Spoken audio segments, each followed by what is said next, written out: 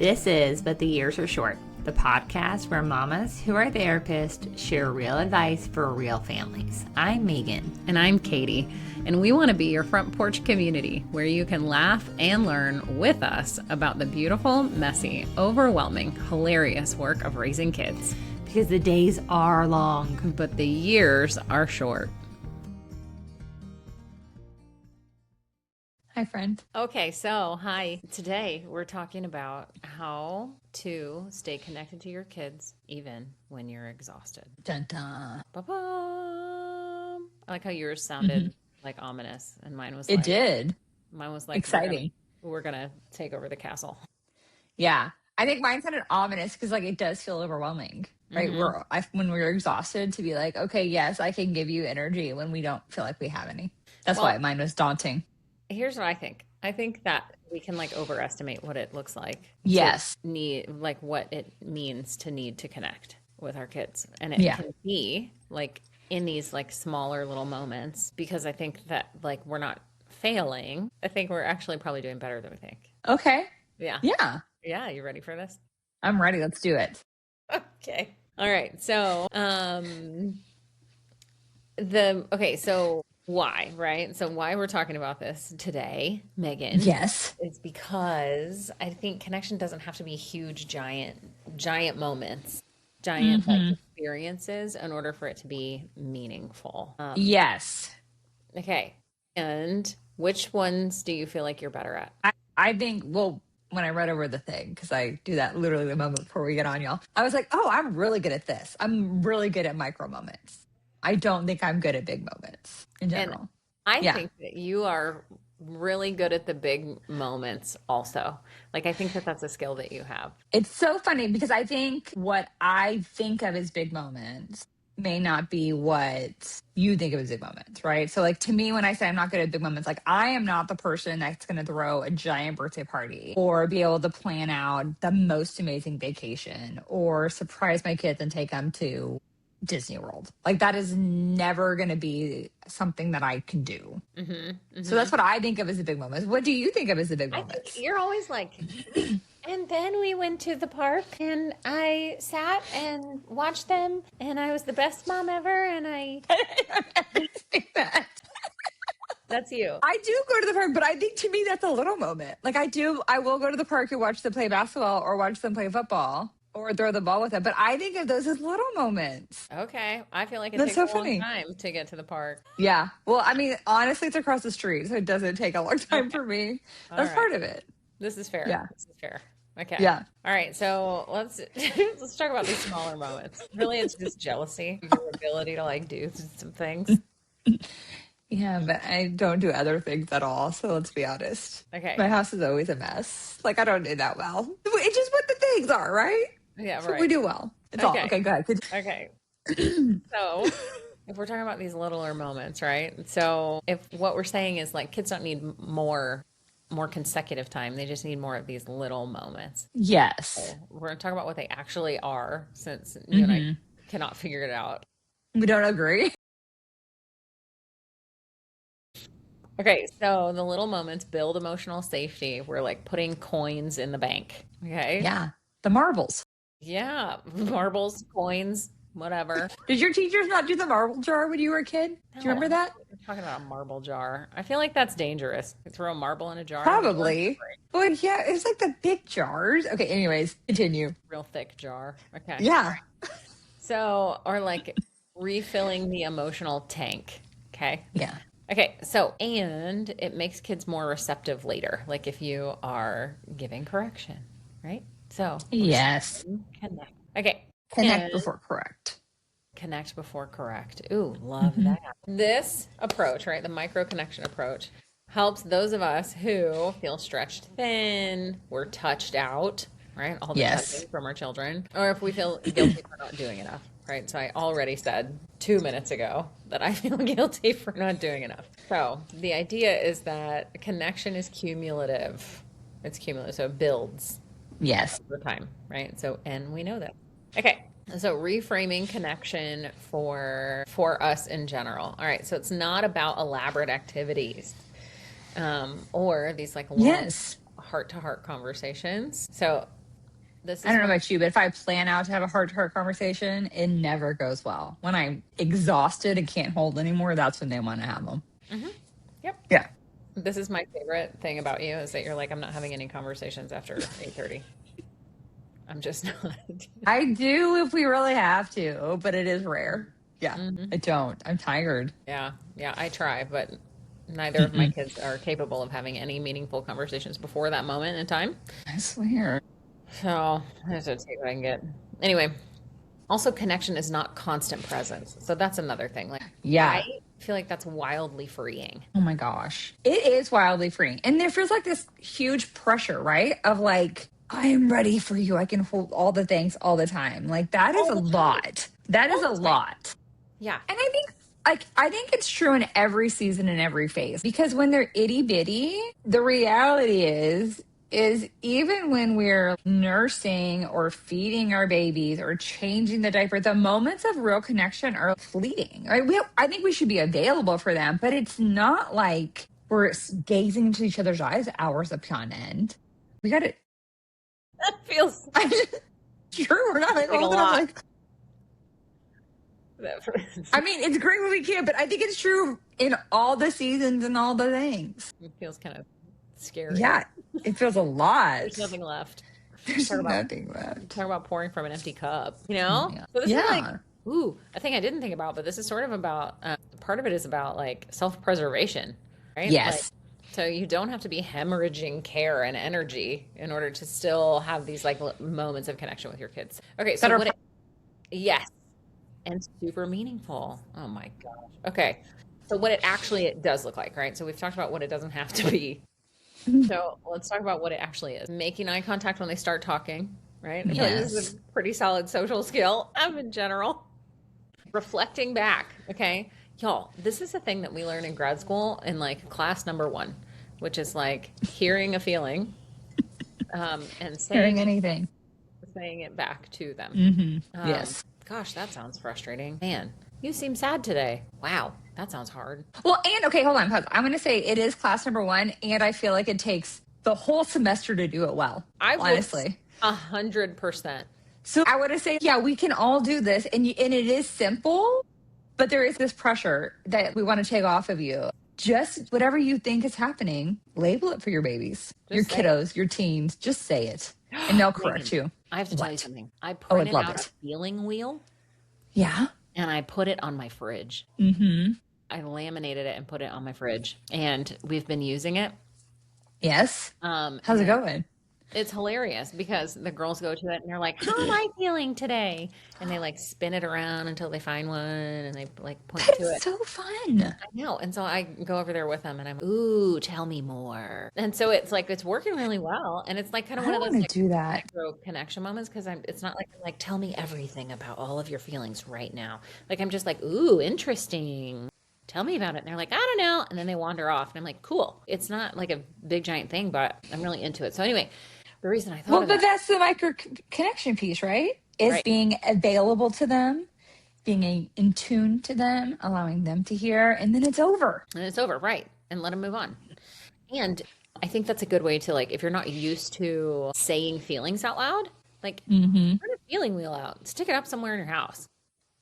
When my kids were little, we had the faces on our playroom wall, like the feeling faces. Yes. Which was helpful too. I like the feeling wheel now, though. We don't have any feelings on the walls anymore. We don't just feelings anymore. No, I'm just kidding. There are no feelings in this house.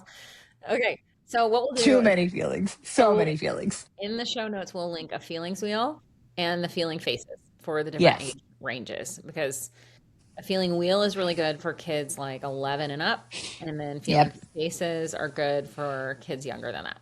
Mm-hmm. Another thing that you can do to make your kids feel really connected is to use their name intentionally, right? So like in a really kind way. I'm the queen of like the whole name is you're in trouble. So that's why I'm laughing. If I say my children's whole name, they're like, I came in. This is funny to me.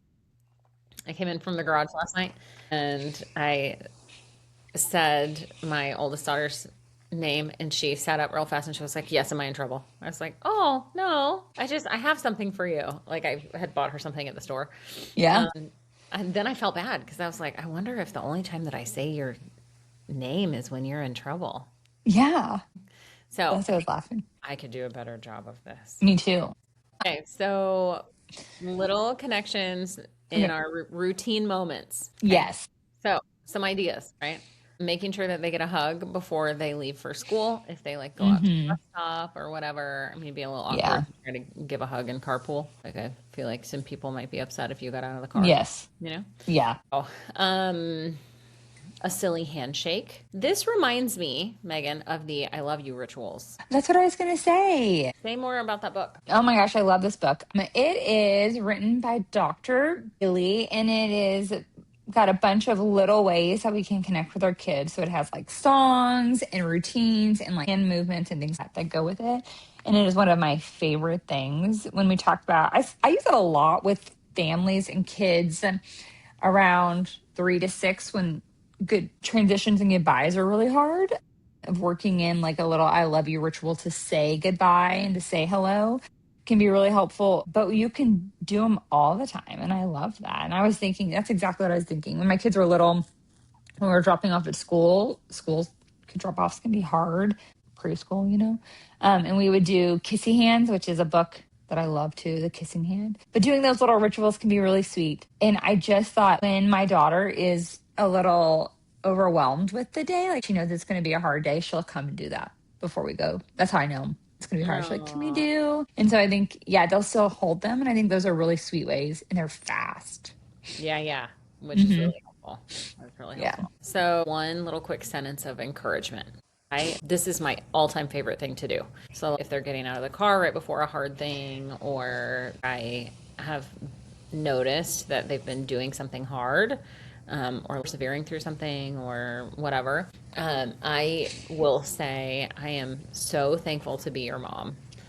Or I've been so proud of how Yeah. hard you've been working and how brave you've been. And it's real quick. And then they're usually like, "Oh, thanks, mom." And then they like jump out, right? Yeah. Or if I say something like, "I'm just so proud of you," sometimes they'll say, "Why?" Yeah. Which is a really kind of a nice moment because then I get to share with them what I've been noticing. But it's quick, this is not a half-hour conversation. It's just building them in, sliding them in during the day. Yeah. And I think that intentional praise and encouragement means so much to our kids. Oh my And so God. anytime it means so much to me when someone Yeah, says for it. But I real. think, Somebody to say stuff like that to me. Be yeah. amazing. And so I think those are super micro moments, but I think it helps our kids feel seen. And we all want to be seen. And so it feels really powerful to say. And so, yeah, I think those are adding money to that bank and money to those marble jars or however you want to think about it is so powerful for our kiddos. Yeah, we love it. Okay, so after school, Hmm. so greeting, hug, high five, shoulder squeeze, whatever, before Yeah, we're asking them questions. that's So hard. let them get in the car, let them come in the door. Hey, hi. So glad to see you guys. Whatever. Let them get a snack, all those things before it's, how was your algebra test? Were you Did you nice to turn your that friends assignment today? in? Yeah. Yeah, exactly. Yeah. I'll say often mine looks opposite. There's a lot of days where my kids get home before I do because they like the bus. And so and honestly happens, I would say half the time is like I'm walking in on a phone call being like, don't talk to me, don't talk to me. Shh. Right. As I'm finishing up a phone call. And then it's like putting my stuff down and then shifting to I'm so happy to see you. I love you. And then kind of getting me settled and they're settled and then entering into those conversations. Yeah, that's true. That's true. That's nice. Yeah. Okay, bedtime or winding down time. Can Mhm. insert a couple in there real quick. So, a predictable phrase. So, my youngest thinks it's really funny that like at least once or twice a day, I say, "Guess what?" And she goes, "What?" And I say, "I love you." And then she's like, "I knew it." Like That is sweet. how the ritual goes. Yeah. Um, okay, and then highs and lows. We've done Yeah. and she thinks she just added one in recently. It goes high, low, and then buffalo. And I was like, What's what a is buffalo? buffalo? And that's what I said. And she was like, it's something crazy that happened. That we do high lows and surprises. So yeah, that makes sense. I like buffalo though. That's more Me funny too. rhymes. It's so silly. So silly. Isn't that Yeah. fun? Yeah. We do that every night at the dinner table. We do our high, lows, and surprise.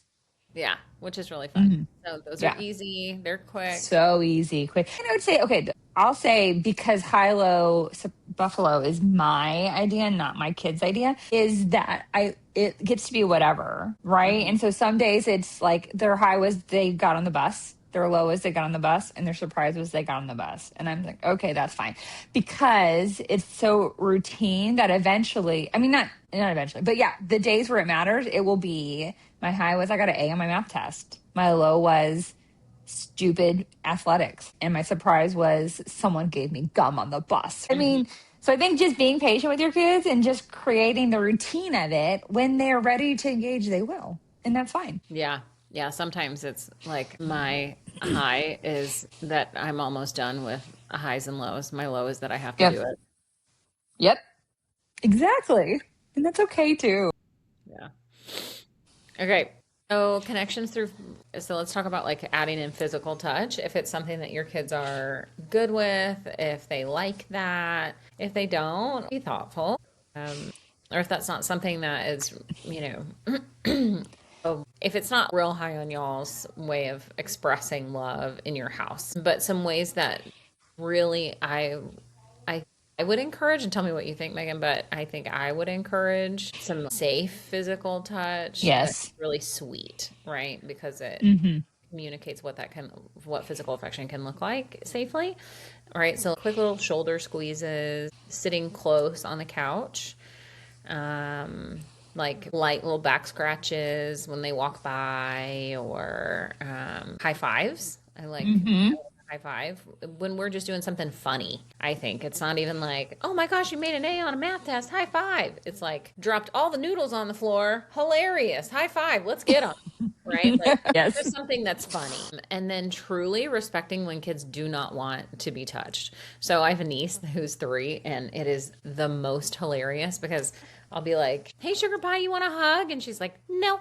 And so I'll say, you got it. And so, like, I love that. I love that. Yes. I love that it's not like, okay, well, too bad, you're getting one. You're getting a hug. It's hug time. Yeah. Like her Yeah. mom is teaching her about body boundaries. Yeah. And I love that she can say no to me, and I am not going to do it. And she comes back later and she's like, hug Auntie Katie. You got it, sister. Yeah. That feels really connected to me. That feels Yes. connecting. What else would you Yeah. add? Yeah, so safe physical touch is so important for our kiddos and for us and those things. One of the ways that when my kids were actually now still my kids would often wrestle with dad, right? So like he'd throw them on the bed and things like that, and they loved it. I think that's a fun, safe way to touch. We tickle a lot in this house, and we stop when someone says stop. But that's a huge thing. That's teaching boundaries. This is funny and silly, and when I say stop, we stop. And so I do think there's so much through safe physical touch. And so tickling, hugs, squeezes, high fives. I have a kid who loves her head scratched. And so like that piece, her hair done. And so I think like those are all really great ways that we are connecting with our kids and teaching our kids so much. And so I do think there's so much power in safe touch. And by safe touch, we mean with permission and boundaries. And so when our kids want a hug, we give them hugs. And when they get to say no, and that's not about us when they say no. And I think really knowing that. Yeah. And being understanding. Yeah. So a thing we haven't really talked a lot about is playfulness and how important that is in being connected. It can be really important and useful. So like doing funny voices with littles and with the bigs. Yeah. It's hard to really have an example except that, okay, so we narrate what the dog is thinking in my house. I love it. What she's doing. And she's always real dumb. Yeah. Except for she's not real dumb, but in the way that we say what she's The doing. voices, yeah. She's real dumb. And it is hilarious. And we all laugh, and that's really a connecting thing. You know, inside jokes, super, super helpful. We do lots of impressions at our house, and not in a mean way, but just impressions of people in the world. I have a voice I cannot stand. It is Care Bears, the bad guy. Why can't I think of his name? The bad guy from Care Bears. Like his voice like gets me. And my husband and my youngest can do it perfectly. And Oh, so it's honestly partly hilarious. They'll just be all of a sudden we'll be having like, in the middle of a conversation, they'll both decide to do the voice. But it's funny for the whole family. And it's that is I mean, funny. I know it's playful and it doesn't hurt my feelings, but it's like those silly things, right? That create those things are fun. Silly, that's his name. Yeah. Those are all silly things. And our kids, I mean, I think we said I'm a play therapist, so I love playing. I love being silly. I love that world. And so I know it comes super naturally for me, and it always has. My husband is not super playful. That's just not his Mhm. demeanor. He's kind of a stoic dude. And so being playful for him is those voices, is Mhm. the being silly things, is the sweet, gentle teasing. And I think that's okay. We got to like figure out how do we be playful because it brings so much, it calms our nervous systems, it helps us learn, it helps us connect. I think it's really powerful. Yeah, I think probably your husband and I are really similar in that way. Yes. And that like I don't Hmm. it's it doesn't come as naturally to me to like get in the floor and like goof off and play with littles. But as Hmm. my kids have gotten older, it's gotten so much easier because they can have a sense of humor with me and we connect really well that way. Yeah. And like we can be playful with things that are funny and we can connect about like what's happening in the world around us in terms of like interactions they're having with people and talking through things, which Yeah. speaking of which, kind of our next piece here is connecting through hard moments. So we recently have talked about like repair. So like Yeah. repairing when conflict has come up. We've talked at length about that. So that's real quick, right? So it's connecting Hmm. first, and giving reassurance about I love you so, so much. I should not have done whatever, whatever. We had a hard moment, but we're okay. And then moving forward. Okay. And so why this is going to be super, super important as your kids get older um, is that teens don't always want to talk forever. Yes. Sometimes they do, but a lot of the time they don't. However, they are still tracking presence. If you're interested in what they're doing, Interest, availability. yes, exactly. Hmm. Exactly. And those connections are keeping that bridge maintained before you need it. Yeah. Or when Um, you really need it and when they need it. yes, exactly. Exactly. When they Yeah. need it. Right. So if they're feeling super disconnected from you and something crazy happens in their life, they're not going to come talk to you about it, or the chances are a lot lower. Yes. Or it's going to delay it. Like they'll come eventually, but it's going to delay. And we want them to come when it starts getting hard, not when it's unmanageable. Exactly. Not when it's gotten out of control. Yeah. Right. Okay, so our normal crap that we feel, right? The ugh, I just don't have the energy. I can't with you. It's too that's kind of a thing that happens in my brain. I can't do Yes, me too. I'm done. Yeah. I'm done. And that's it. Right? I'm done. I'm done. So quick reminders, right? These are short, these are quick. You can always reconnect. Yep. Um, and you don't have to completely deplete yourself to stay connected. It can be very manageable. It can be super manageable. Snackable. Snackable size. Yeah. And I would think the other thing, I think we've talked a lot about less pursuing our kiddos, but I would say the other thing is like, I know, like we tease, I'm offline at 8:30, but that just means I can't have a full conversation. But when my kids pursue me, right, when they want to tell me about the most amazing thing they did in their video game, I don't care. However, I know it's important to them, so I will listen. I'll listen to the whole story and then I just reflect one thing back like, oh, you're so proud of yourself. Mhm. That was really hard.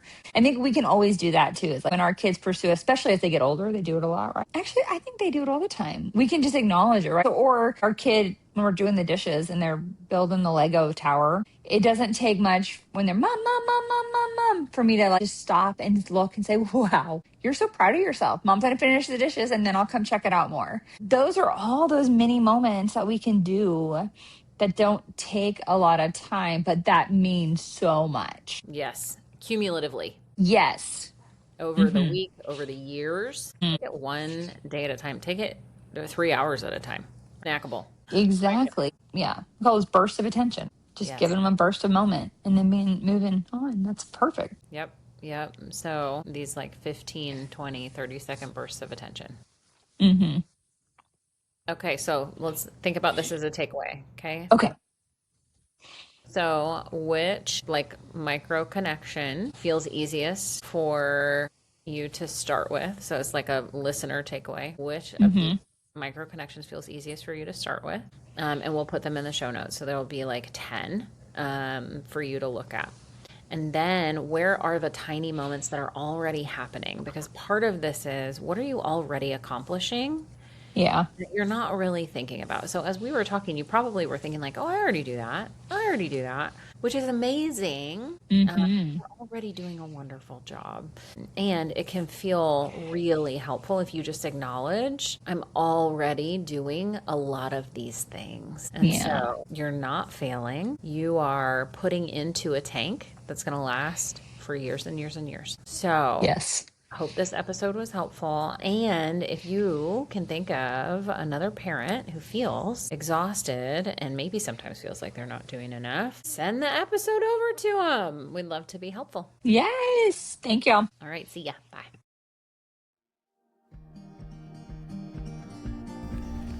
Our music is by Stephen Bedell.